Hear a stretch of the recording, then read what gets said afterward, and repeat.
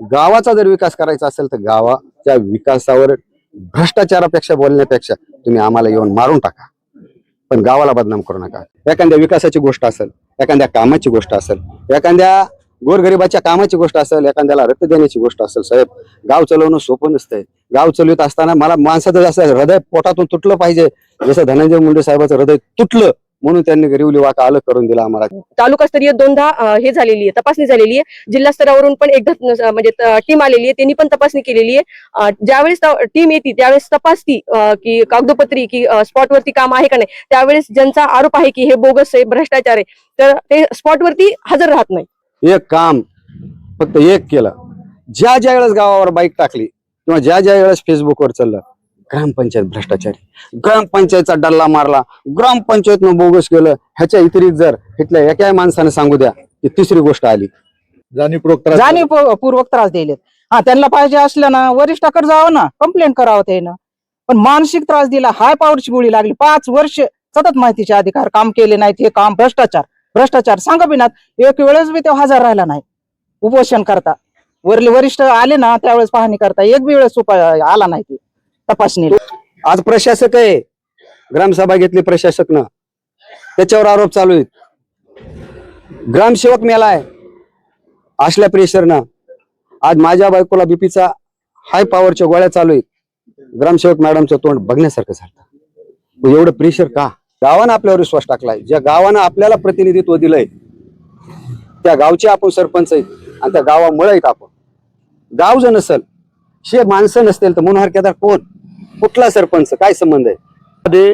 ग्रामसेवक संघटनेचा बहिष्कार असताना देखील परळी तालुक्यातील रेवली ग्रामपंचायतमध्ये या ठिकाणी ग्रामसभा घेण्यात आलेली आहे। आपल्यासोबत पाटील मॅडम आहेत। नेमकं काय ग्रामसभेमध्ये मुद्दे उपस्थित झाले आणि ग्रामसभा पूर्ण झाली का हे आपण जाणून घेणार आहेत। गेल्या अनेक दिवसापासून रेवली ग्रामपंचायत फेसबुकवर झळकत असताना आज ग्रामसभा या ठिकाणी on camera live Facebook live मध्ये पार पडली। काय सांगाल मॅडम, या ठिकाणी ग्रामसभेचा सेवक संघटनेचा बहिष्कार असताना तुम्ही ग्रामसभा घेतली?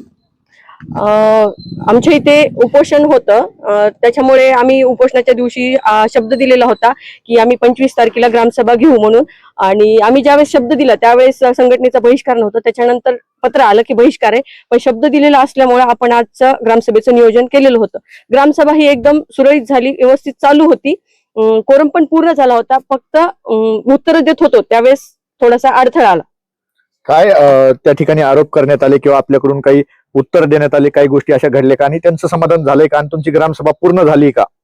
ग्रामसभा पूर्ण झालेली आहे, त्यांना उत्तर देत होतो पण ऐकून घेण्याची त्यांची मानसिकता नव्हती, त्याच्यामुळे आमचे कामं पण आहेत पूर्ण, डॉक्युमेंटली पण आम्ही ओके आहात ग्रामपंचायत, पण ऐकून घेण्याची मनस्थितीच नाहीये त्यांची। त्यांना जे आरोप केले त्या आरोपासाठी तुम्ही त्यांना काय आव्हान करणार की त्यांनी चौकशीसाठी वरिष्ठांकडे जावं, काय असं काय आव्हान करणार जे ज्या पद्धतीने ते उपस्थित प्रश्न करत होते, जे काही मुद्दे तुम्ही दाखवलेले असताना देखील त्यांना ती काम मान्य नव्हती?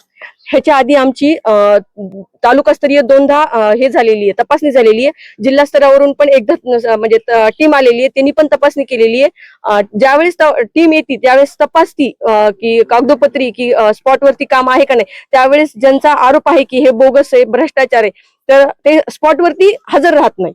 मग असा जाणीवपूर्वक ग्रामपंचायतवर आरोप केला जातोय का? हो, ग्रामपंचायतवर आरोप केला जातोय। काय नेमकं कारण असू शकतं आरोप करण्याचं किंवा तुम्हाला टार्गेट करण्याचं? आरोप काय कारण असू शकतं असं काही सांगता येईल का?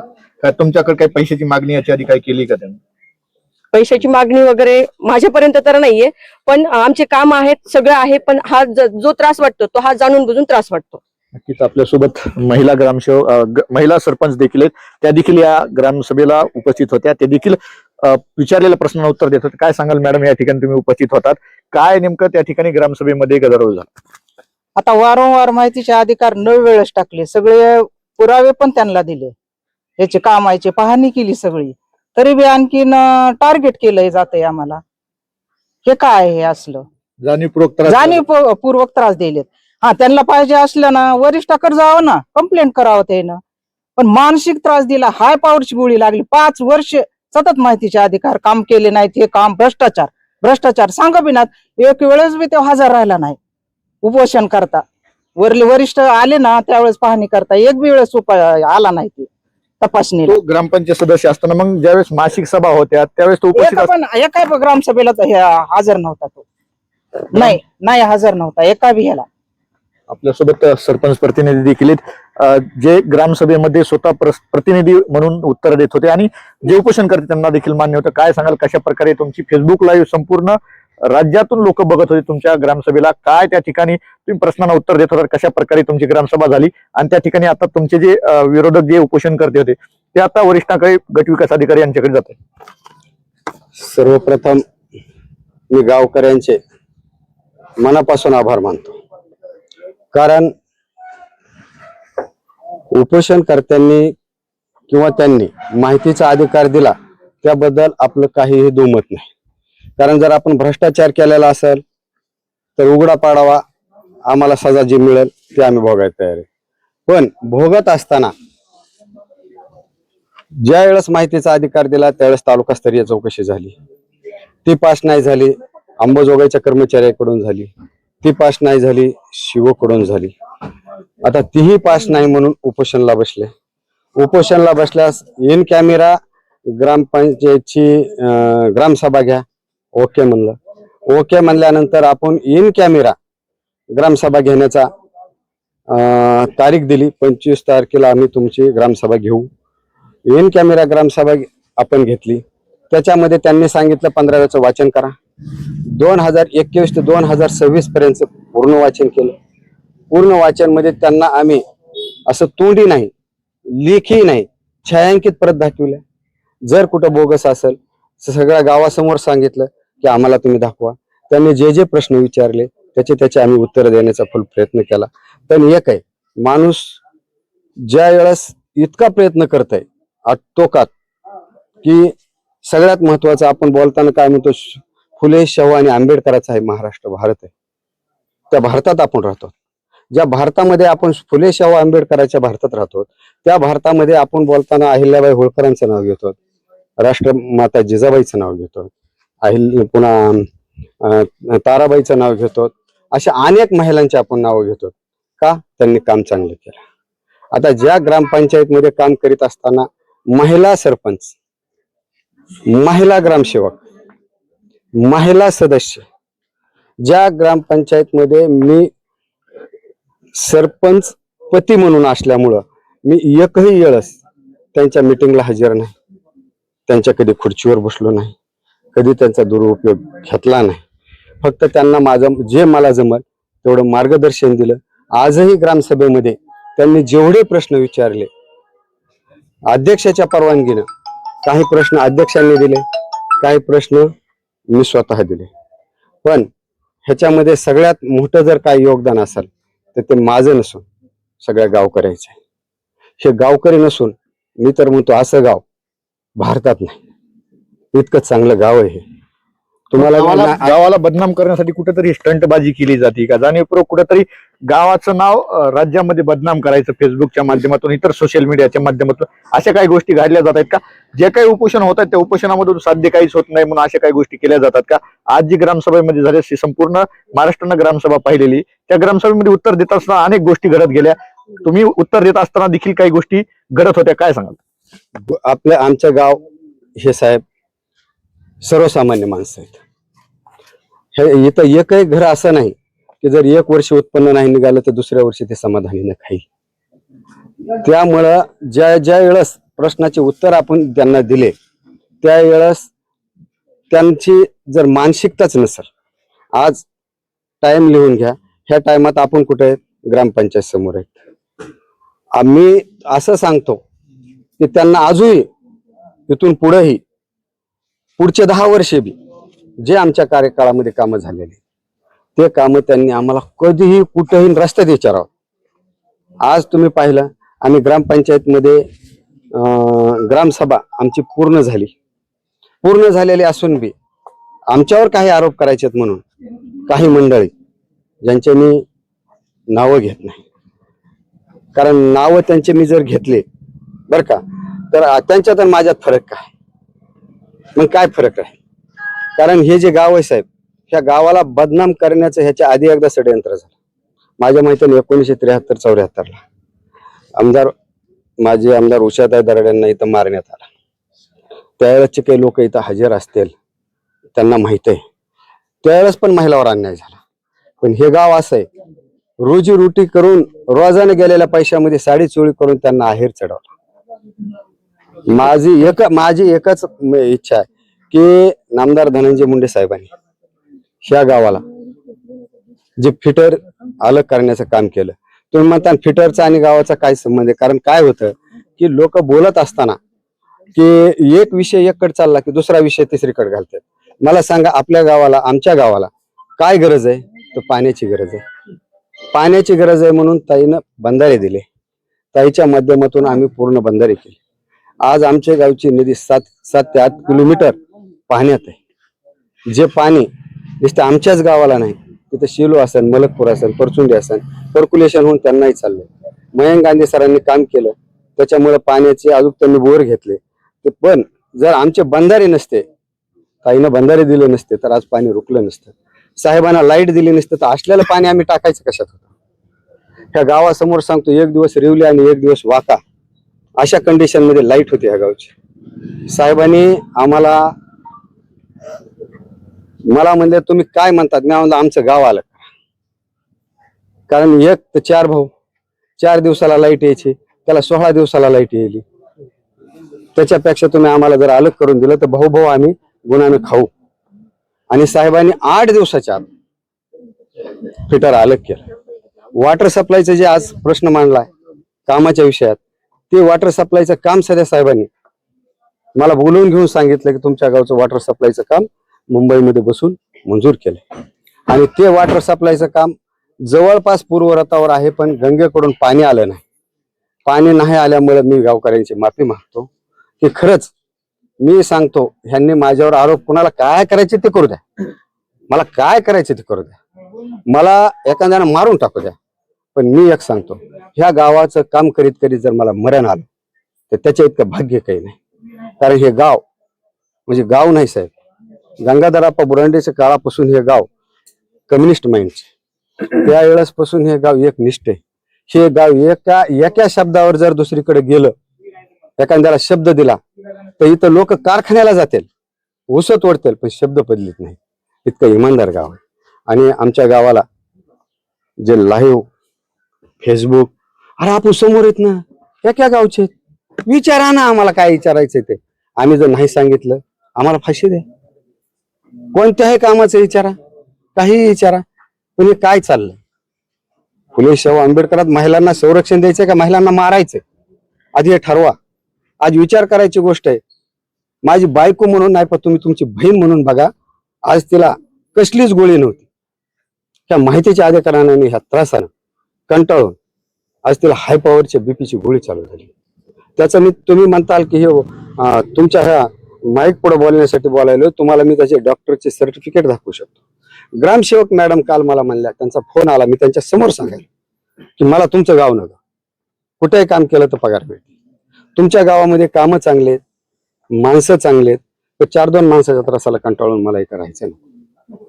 पण गावातले माणसं म्हणले नाही, ही मॅडम जाईल, दुसरी जाईल, ग्रामसेवक हे बदलन ते बदलन. ग्रामसेवक बदलायचे कवर? आपल्या गावाचं काम कसं व्हायचं? आता भास्करराव पेरे पाटलाचे काही जण टाकतात व्हिडिओ, पण मी त्यांना विनंती करतो, तुम्ही व्हिडिओ टाकताना विचार करा, भास्करराव पेरे पाटलांना सांगितलंय गावचा ग्रामसेवकला तुम्ही सांभाळा. गावचा ग्रामसेवक हा गावाचा बाप आहे. जर गावच्या ग्रामसेवकनं तुमचं जर काम नाही केलं तर तुमचा महाराष्ट्राचा मुख्यमंत्री करू शकत नाही. मला काय म्हणायचंय, तुम्ही ग्रामसेवकला जर भांडत बसलात, ग्रामपंचायतलाच भांडत बसलात, हे विकासाचं चिन्ह काय? विकास कुठे? विकास म्हणजे काय? गावात भांडणे, गावात किरकिऱ्या करणे, गावाला बोलणे. अरे गाव आहे म्हणून आपण मनोहर केदार कुठला आहे? रेवलीच आहे. रेवलीच नसती तर मनोहर केदारला नाव आलं असतं का? आणि इतकं चांगलं सज्जन गाव आहे साहेब, तुम्हाला सांगतो, 7 दिवस उपोषण चालू असताना मी गावात एंट्री नाही, कोणाला फोन केला नाही, एक वेळेस येऊन भेटून गेलो. कारण तो आपलं काम, कारण आपल्या गावामध्ये जर कोणी उपोषण करीत असेल तर ते कुणीही असो, त्याला भेट देणं आपलं काम आहे. तर मी इथं आलो, मंदिराकडे गेलो, मंदिरात देवाचं दर्शन घेतलं, त्याची तब्येत लांबून पाहिली. कारण जवळ जावा तर त्याला वाटलं किंवा मला दाब द्यायला का काय? कारण आमचं काय एक कसं आहे, मला तर भाऊ बी नाही, मी कशाला कुणाला दाब देऊ? मी दादा आहे का? असे काही मला 4-2 पिस्तुलं लावलेत का माझ्या साईडनं? पण शेव करीत असताना माझ्या बायको आणि तुमची बहीण आणि माझ्या दुसऱ्या 4 बहिणी ज्या ग्रामपंचायत मध्ये सदस्य आहेत, 4 बहिणी आणि 1 ग्रामसेवक, अशा 6 महिलांचं तुम्ही वस्त्रहरणच करणार? अरे महाभारतात 1 वेळ दुर्योधनानं वस्त्रहरण केलं आजपर्यंत वाचायला.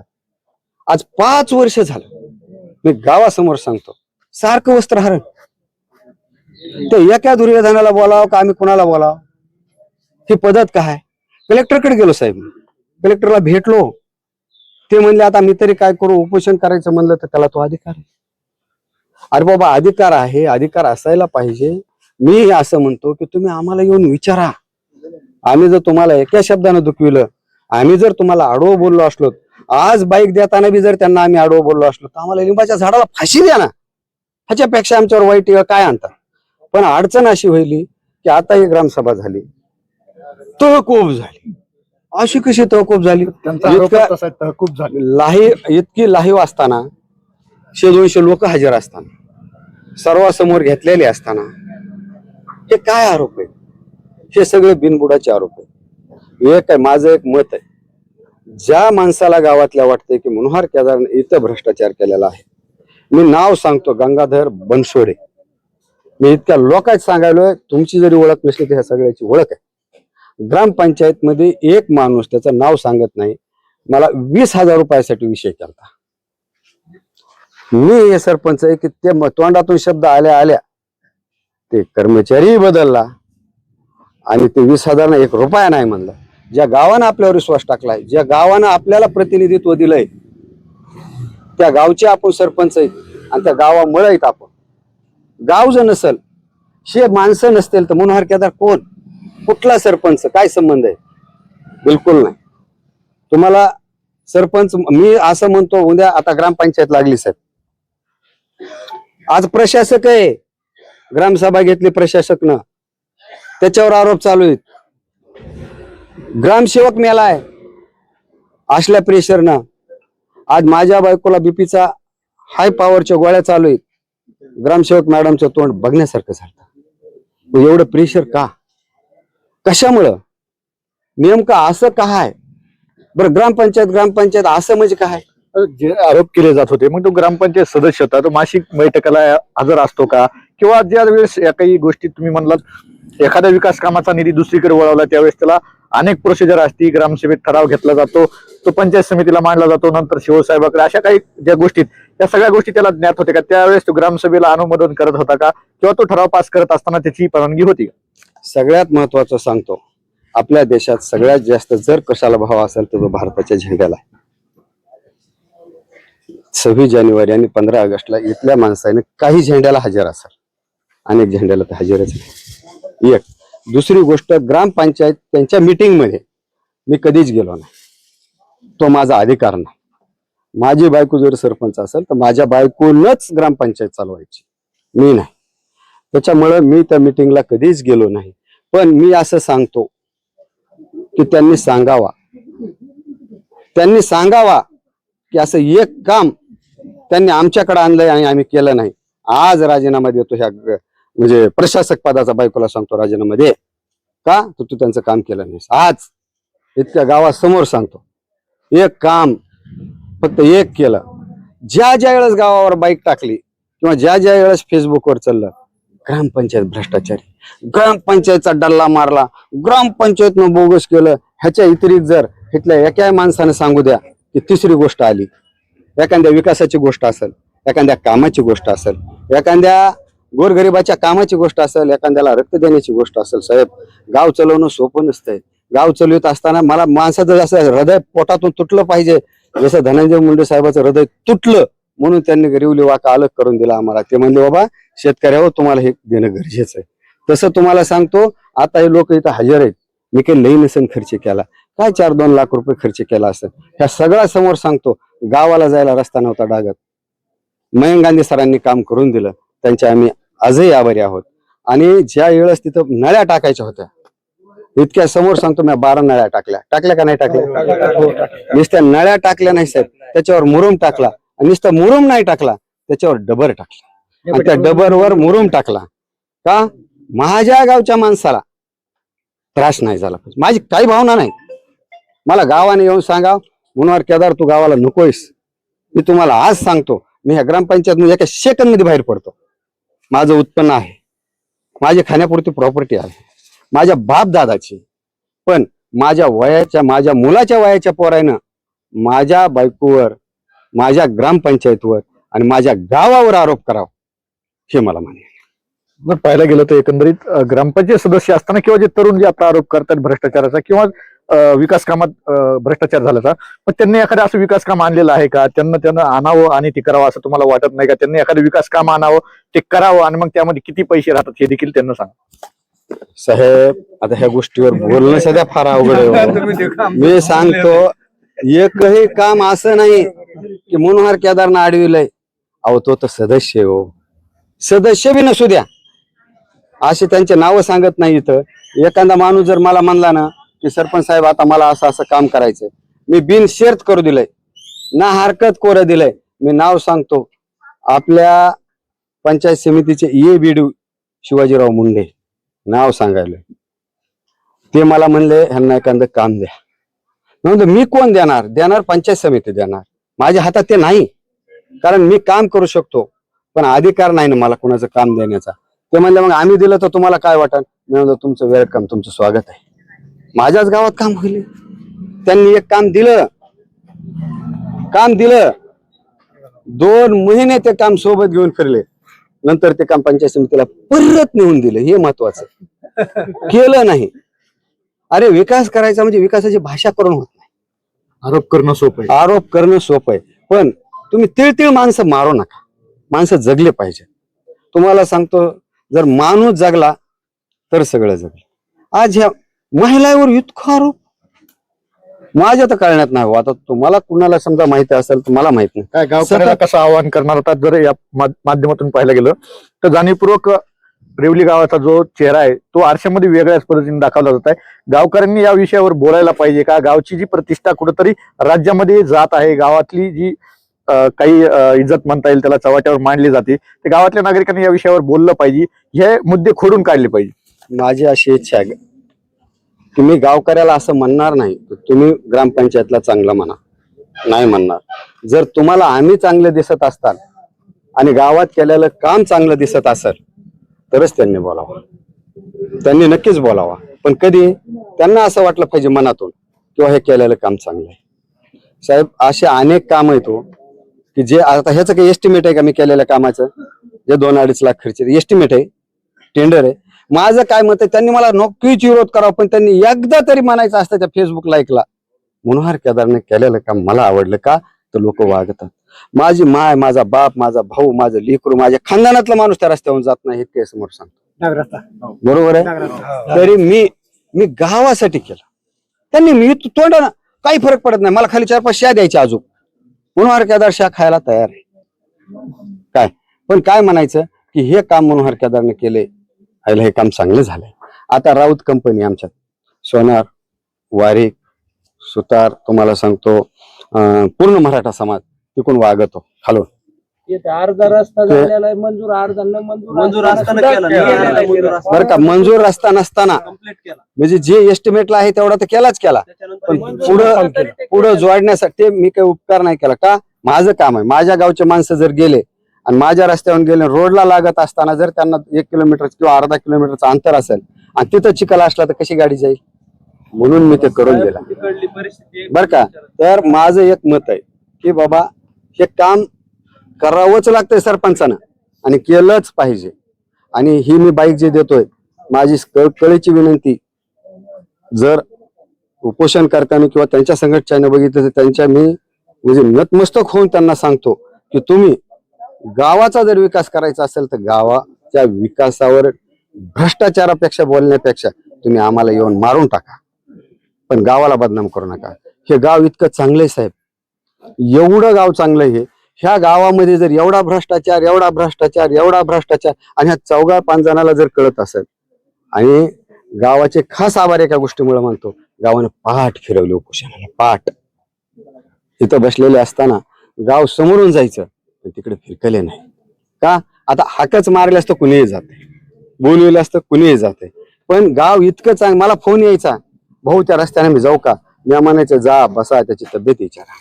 माणूस आहे ना ते, पण आपल्याला त्याच्याबद्दल आपल्या मनामध्ये असे किंतु परंतु नाही, पण एखादा माणूस आयुष्यातूनच उठावा असं करू नका. माझी त्यांना सध्या विनंती, जगा पण व्यवस्थिशीर जा. नक्कीच तुम्ही पाहू शकता. या ठिकाणी जर पाहायला गेलं तर आजच्या ग्रामसभेच्या मुद्द्यावरून आपण रेवली ग्रामपंचायतचे सरपंच प्रतिनिधी आणि ग्रामसेवक यांची प्रतिक्रिया घेतली. याच माध्यमातून पाहिलं की गावकऱ्यांची काय प्रतिक्रिया असणार आहे हे देखील जाणून घेण्याचा आपण प्रयत्न करणार आहे. यामध्ये काही नवीन अपडेट्स मिळतात का, आंदोलनकर्ते काय भूमिका घेतात हे देखील तितकंच पाहणं महत्त्वाचं ठरणार आहे. कॅमेरामॅन बाळासाहेब गरडसह मी अशोक गलाने, माऊली न्यूज नेटवर्क, रेवली बीड.